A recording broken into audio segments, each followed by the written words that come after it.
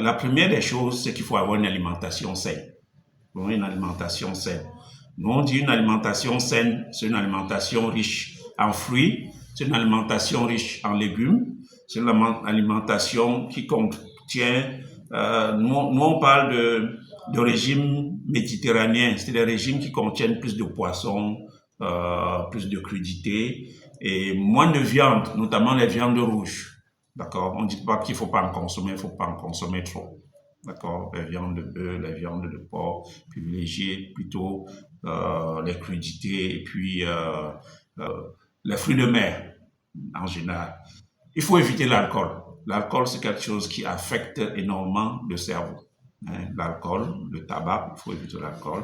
Il faut une activité physique régulière. Il faut une activité physique régulière. On estime qu'il faut, l'OMS dit qu'il faut faire au moins 30 minutes d'activité physique chaque jour. Si vous ne pouvez pas faire chaque jour, essayez qu'au moins 2 ou 3 fois par semaine, vous faites un peu d'activité physique. Et quand on dit activité physique, n'imaginez pas le sport quelque chose d'extraordinaire. On a l'habitude de dire, faites quelque chose que vous aimez. D'accord? Lavez votre voiture le week-end, c'est le sport. Hein? Pendant 30-45 minutes, vous faites le sport. Marcher, c'est faire le sport. D'accord? Courir, c'est faire le sport.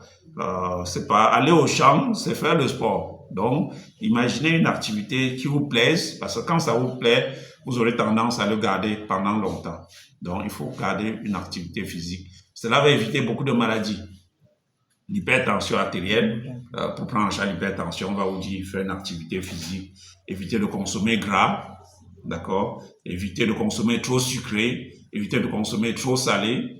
Si vous prenez le diabète, pareil, on va vous dire éviter de consommer trop sucré, faire une activité physique régulière. Donc, tout cela va participer à garder une santé cérébrale.